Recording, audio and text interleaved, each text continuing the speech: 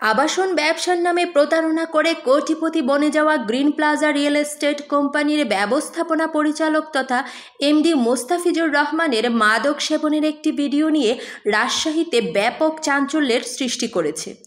ভিডিওটি দৈনিক যাইকালের হাতে এসে পৌঁছেছে। অভিযোগ রয়েছে, বৈষম্যবিরোধী ছাত্র আন্দোলন দমনে তৎকালীন ক্ষমতাসীন নেতাদের অর্থের যোগান দিয়েছেন এই মোস্তাফিজুর রহমান। মাদক সেবনের ভিডিওতে দেখা যায় মোস্তাফিজুর রহমান সহ আরও 2 জন ব্যক্তি একটি কক্ষে একসাথে মাদক আড্ডায় মেতে উঠেছেন।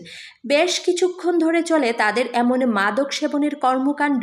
ভিডিওটিতে আরও দেখা যায় মোস্তাফিজুর রহমান কক্ষে থাকা সিসি ক্যামেরা দেখিয়ে বাকি 2 জনকে সতর্ক করছেন। নাম প্রকাশে অনিচ্ছুক ব্যক্তি বলেন, মোস্তাফিজুর রহমান নিয়মিত মাদক সেবনের সাথে জড়িত। প্রায় সময়ই রাতে মাদকের আড্ডা বসান। এতে যোগ দেন বহিরাগতরাও। তাদের এমন কর্মকাণ্ড চললেও রাজনৈতিক ছত্রছায়ার ভয়ে এতদিন কেউ মুখ খুলতে পারেননি। প্রতিষ্ঠিত একজন ব্যবসায়ীর প্রকাশ্যে এমন মাদক সেবনের চিত্র রাজশাহীতে ব্যাপক সমালোচনার জন্ম দিয়েছে।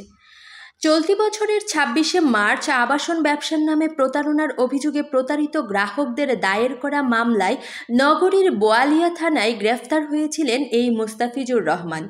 এছাড়াও বিভিন্ন সময় নানা বিতর্কিত কর্মকাণ্ডের কারণে একাধিকবার গণমাধ্যমের শিরোনাম হয়েছেন তিনি। বিভিন্ন সূত্রে জানা যায়, 1 যুগ আগে রাজশাহীর একটি বেসরকারি কোম্পানির অফিস সহকারী তথা পিয়ন পদে চাকরি করতেন এই মোস্তাফিজুর রহমান। পড়াশোনার খরচ জোগাতে হিমশিম খাওয়া মোস্তাফিজুর রহমান এক ব্যাংক কর্মকর্তার বাড়িতে আশ্রয় নেন। এরপর তাদের সাথে প্রতারণা করে 90 লক্ষ টাকা এবং 3 কাঠার একটি প্লট আবাসন ব্যবসার নামে হাতিয়ে নেন। এরপর থেকে মোস্তাফিজুর রহমানের উত্থান শুরু। একের পর এক প্রতারণা করে মাত্র 5 থেকে 7 বছরের মাথায় ফুটপাত থেকে উঠে আসা প্রতারক মোস্তাফিজ হয়ে যান কয়েক কোটি টাকার মালিক, চড়েন বিলাসবহুল গাড়িতে।